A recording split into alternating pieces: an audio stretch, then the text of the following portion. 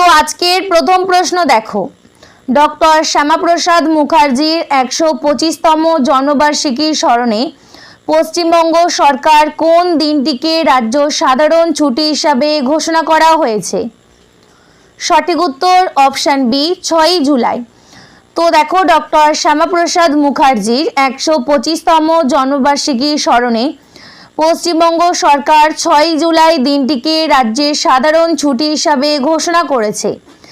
এছাড়াও ভারত সরকারের সংস্কৃতি মন্ত্রক 6ই জুলাই 2025 থেকে 6ই জুলাই 2027 পর্যন্ত ডক্টর শ্যামাপ্রসাদ মুখার্জির 125তম জন্মবার্ষিকী উপলক্ষে 2 বছর ব্যাপী জাতীয় উদযাপনের সূচনা করেছে।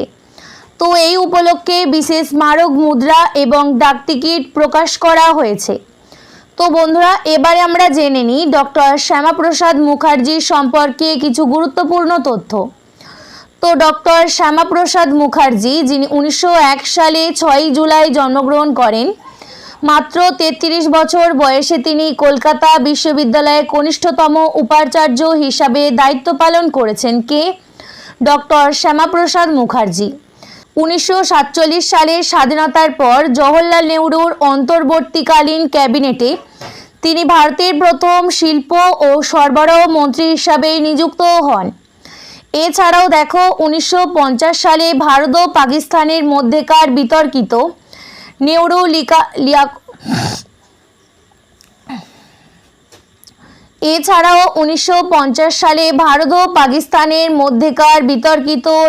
লিয়াকত চুক্তির প্রতিবাদে তিনি নেহরু মন্ত্রিসভা থেকে পদত্যাগ করেন। তো তিনি ছিলেন স্বাধীন ভারতের প্রথম মন্ত্রী যিনি ক্যাবিনেট থেকে পদত্যাগ করেছিলেন। কে? ডক্টর শ্যামাপ্রসাদ মুখার্জি। 1951 সালে 21শে অক্টোবর তিনি ভারতীয় জনসংঘ প্রতিষ্ঠা করেন এবং এর প্রথম সভাপতি হন। এই দলটি বর্তমান ভারতীয় জনতা পার্টির আদর্শগত পূর্বসূরি। তিনি 1953 সালে অনুমতি ছাড়াই কাশ্মীরে প্রবেশ করার অপরাধে তাকে গ্রেপ্তার করা হয় এবং 1953 সালে 23শে জুন শ্রীনগর বন্দিদশায় তার রহস্যজনক মৃত্যু ঘটে।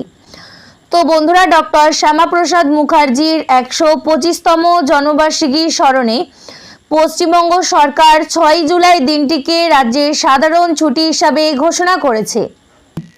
পরবর্তী প্রশ্ন দেখো, 2027 সাল থেকে ইন্টারন্যাশনাল বুকার প্রাইজ এর নাম পরিবর্তন করে নতুন কী নাম রাখা হবে? সঠিক উত্তর অপশান সি, বুচম্যান ইন্টারন্যাশনাল বুকার প্রাইজ। তো ইন্টারন্যাশনাল বুকার প্রাইজ এর নাম পরিবর্তন করে বুচম্যান ইন্টারন্যাশনাল বুকার প্রাইজ নাম রাখা হবে।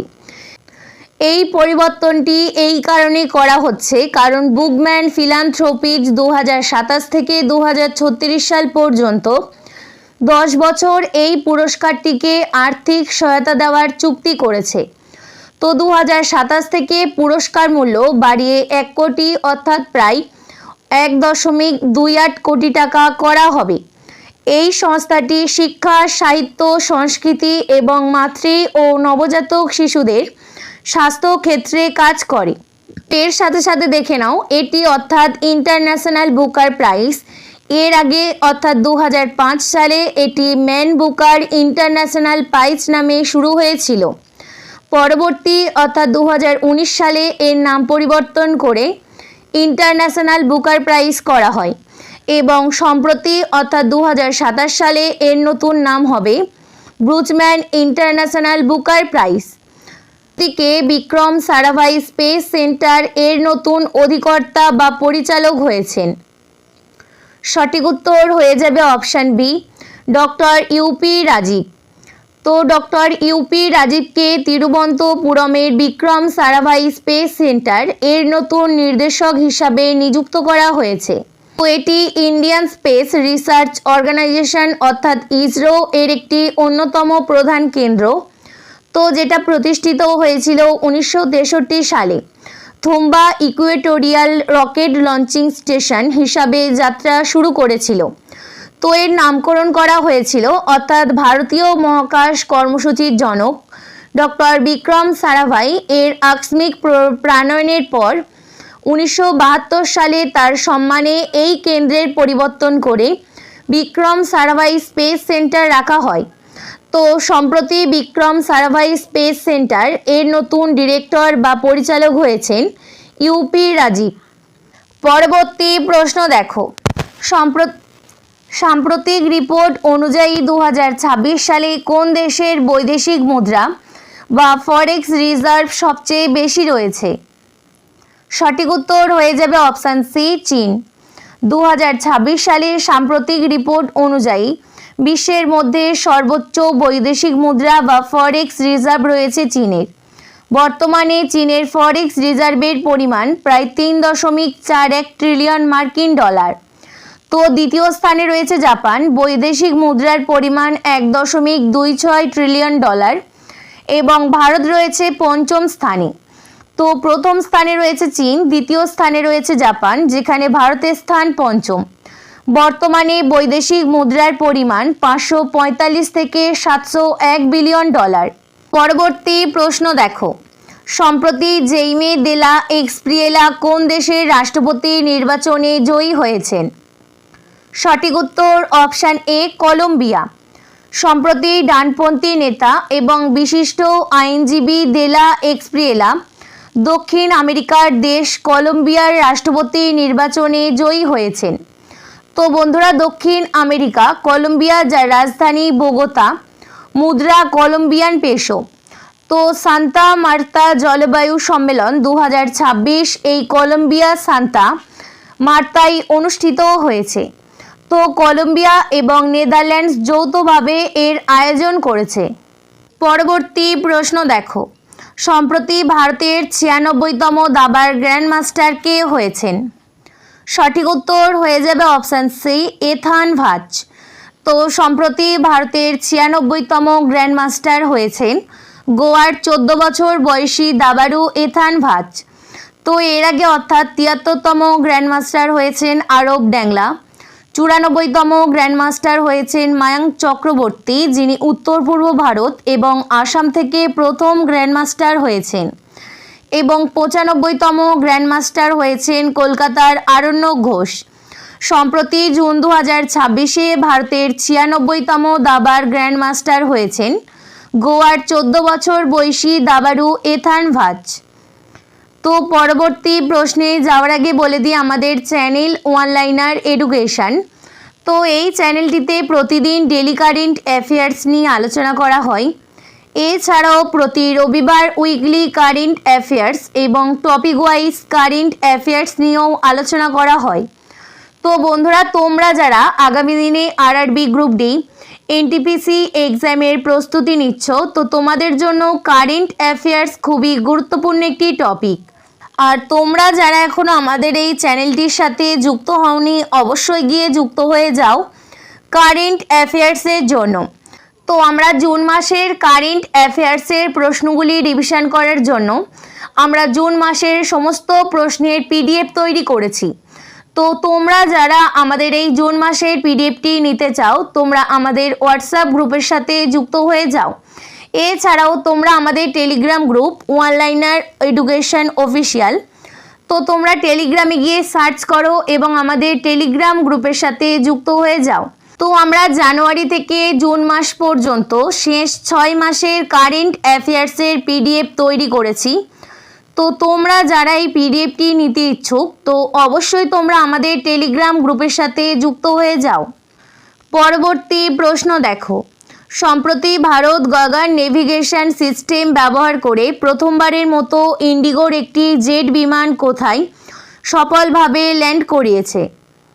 সঠিক উত্তর হয়ে যাবে অপশান এ, উদয়পুর। তো ইন্ডিগো এয়ারলাইন্সের এয়ারবাস A320 বিমানটি সম্পূর্ণ দেশীয় নেভিগেশন সিস্টেম গগন ব্যবহার করে সফলভাবে উদয়পুর এয়ারপোর্টে ল্যান্ড করেছে। তো বন্ধুরা, গগন কি? তো গগন হলো ভারতের নিজস্ব স্যাটেলাইট ভিত্তিক নেভিগেশন সিস্টেম। তো এটি ইসরো এবং এয়ারপোর্টস অথরিটি অফ ইন্ডিয়া যৌথভাবে তৈরি করেছে।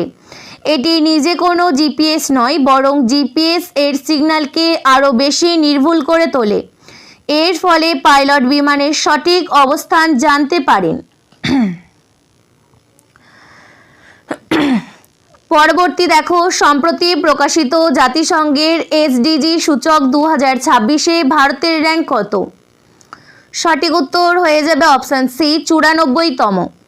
তো ভারত 2026 সালে জাতিসংঘের এসডিজি অর্থাৎ সাস্টেনেবল ডেভেলপমেন্ট ইন্ডেক্স সূচকে 167টি দেশের মধ্যে 94তম স্থানে রয়েছে। তো ভারত 100-র মধ্যে 68.3 স্কোর পেয়েছে।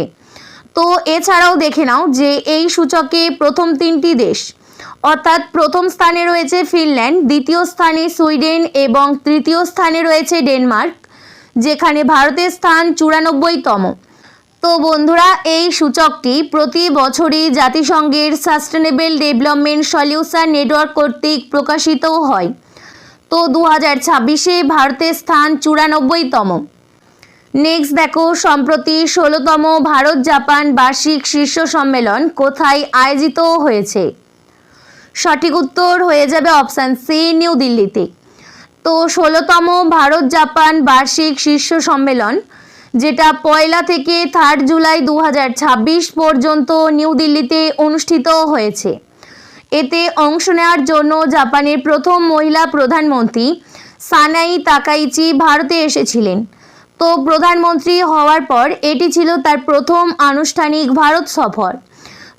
তো জাপান আগামী 10 বছরে ভারতে প্রায় 10 ট্রিলিয়ন ইয়েন বিনিয়োগের লক্ষ্য নির্ধারণ করেছে।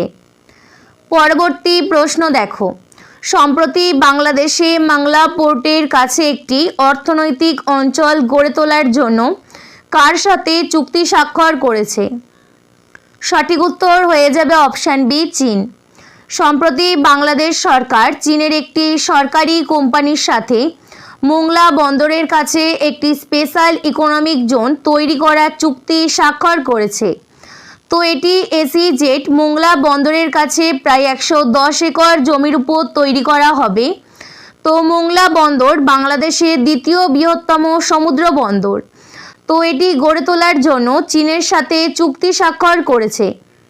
তো পরবর্তী প্রশ্ন এবং আজকের শেষ প্রশ্ন দেখো, সম্প্রতি কোন রাজ্য অপারেশন সেফ সাইবার স্পেস শুরু করেছে? সঠিক উত্তর হয়ে যাবে option C, Gujarat. Gujarat police 1 থেকে 28 জুলাই 2026 পর্যন্ত অপারেশন সুরক্ষিত সাইবার স্পেস নামে একটি 28 দিনের বিশেষ অভিযান শুরু করেছে।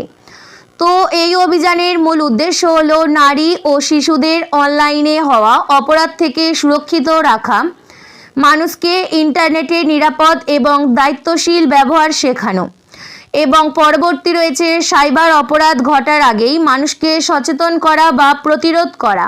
তো এই ছিল 6 জুলাই 2026-এর বাছাই করা 10টি গুরুত্বপূর্ণ কারেন্ট অ্যাফেয়ার্সের প্রশ্ন। তো প্রতিদিনের মতো ক্লাসটি শেষে তোমাদের জন্য একটি প্রশ্ন রেখেছি। সম্প্রতি প্রকাশিত গ্লোবাল পিস ইন্ডেক্স 2026-এ ভারতের স্থান কত? তো এই প্রশ্নের সঠিক উত্তরটি অবশ্যই তোমরা আমাদেরকে কমেন্ট করে জানিও। ক্লাসটি কেমন লাগলো অবশ্যই আমাদের জানিও। যদি ভালো লাগে অবশ্যই লাইক করো এবং তোমার বন্ধুদের মধ্যে ক্লাসটিকে শেয়ার করে দিও। ধন্যবাদ।